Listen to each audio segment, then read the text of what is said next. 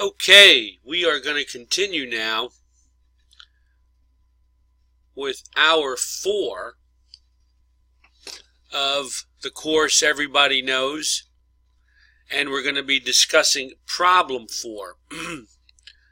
And this is the statement and you've seen this already. I like you, but I don't like your behavior is a myth. Now, I've got 2 articles in this hour that I'd like you to read, along with some podcasts, which I believe would be very helpful for you in terms of gaining a better understanding of this problem. This is a heartfelt problem.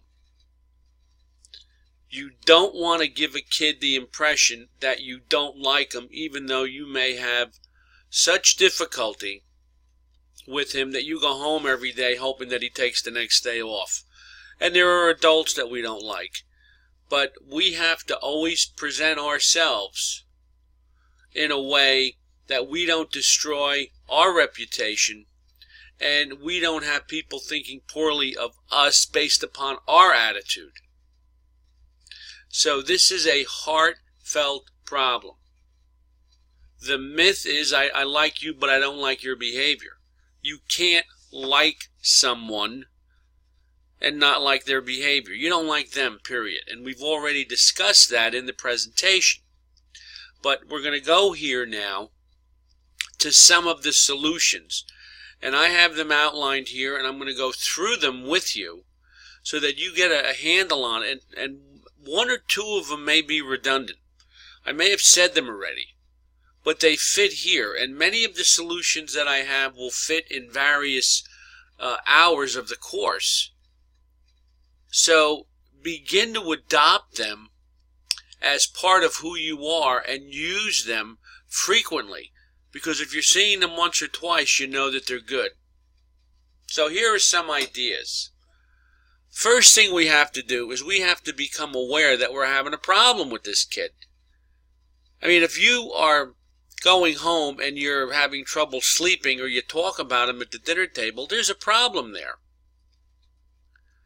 And if you are, you got to come to terms with how you truly feel.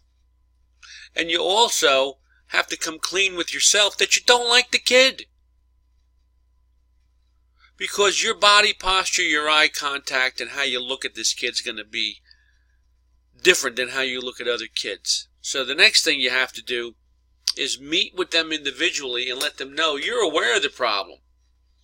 There may have been power struggles. You may have been short. He may have gotten on your nerves. He may be one of these know-it-all kids. He may be arrogant. He may be correcting you. Whatever the case may be, those are the things that need to be taught to him so that he can change his behavior, because if he's on your nerves, he's on everybody else's nerves. Remember I spoke to you in one of the hours, it was about random access memory? This kid doesn't have any, and he's starting to grate on your nerves. Then what we have to do is something people go, huh? And I say, yeah, apologize for potentially contributing to the problem. Because you may have. You may have bought into it. You may have baited him. He may have baited you. It's like a bad marriage. The relationship isn't good. So you got to apologize for it and then ask what we can do, meaning you and the kid can do as a team to make matters better. You're going to get angry again. You're going to have problems. Change takes place after you've practiced something 6 to 10 times. So don't get down on yourself if you happen to blow it, and you get ticked off at the kid, or those feelings start to well up again inside of you. Use praise effectively, and I'm going to share this in 5. Don't allow praise to become white noise. White noise is stuff that goes in one ear and out the other. No kid will accept praise from you if he doesn't respect you, because they're not going to care what you say, even if you're saying something good about them. This you will see in 5 as well. Use the 2 by 10. 2 minutes a day, 10 days straight, have a conversation with this kid like you would with your best friend. I'm trying to get us to a point where we can really begin to form a relationship with a kid that we don't like. 2 minutes a day, 10 days straight, to have a conversation with this kid. You'll build that relationship, that respect. See, my point is, if we don't do these things, where are we going to be? We might, at the end of the year, we may be worse off than we were before we started. Next thing, balance rules with compassion and understanding. See, we talk too much, and I say this all the time. Kid gives us a hard time. We immediately go into the questioning, and we start to probe. What's wrong? Are you having a bad day? Something wrong at home? Do we need to talk about this later? On and on. Do you need to seek guidance? Can I get you help? All of these things. Forget about it. If the kid misbehaves legitimately, you impose the consequences. Don't go into a big song and dance with him, because the kid's going to believe that good talking to was the consequence. Then when you impose it, he's going to flip. It has to be imposed immediately. Now, let's go up to apologize for potentially contributing to the problem.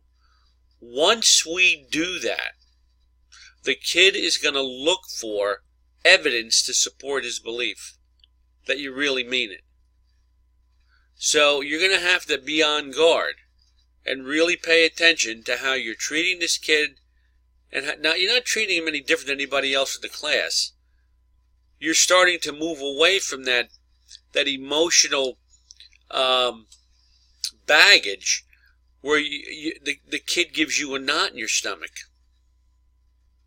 Now, once you go through that and you provide some evidence, now some trust is starting to develop, and Stephen Covey called that the emotional bank account.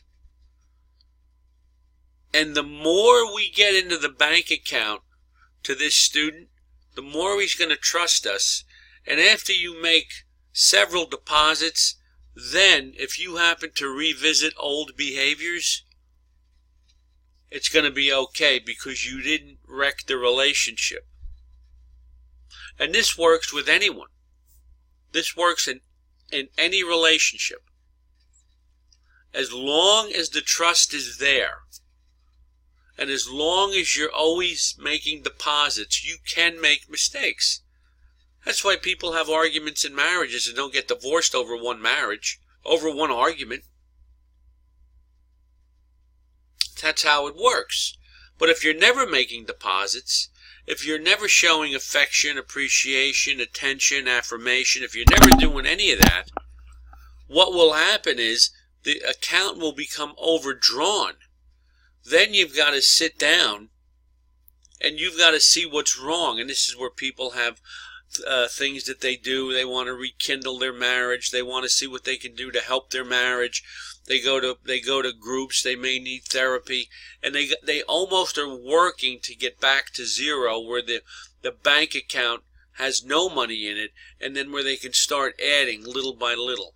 And marriages that have been affected for 25 years because of this stuff can be completely changed with an apology, some evidence to support the other person's belief, and then these deposits that you keep making to try and rebuild the relationship. That's what I said. It can work with a spouse. It can work with a kid. It can work with a brother or sister. It can work with anyone that you have a problem with. But you have to start with that apology. You have to start with that conversation first. I've seen families that didn't talk to each other for 30 years get together and have a conversation and then start building trust between each other and start making deposits and working with one another and helping one another and doing things for one another. Before you know it, They ended up with deposits in that emotional bank account, and those deposits for those families were probably worth $1 million. Then you can revisit old behaviors from time to time. This is key. This is important for dealing with kids that you don't like. And understand, let's just back up for a half a second here. Understand that this is a myth that I like you but don't like your behavior. It doesn't work that way. You own your behavior. People are measured by it. So let's take the time, straighten that relationship out with that kid so that you don't go home every night hoping that he stays home. You're going to hear more about some of these techniques when we get to problem 5. Problem 5, that's coming up, folks.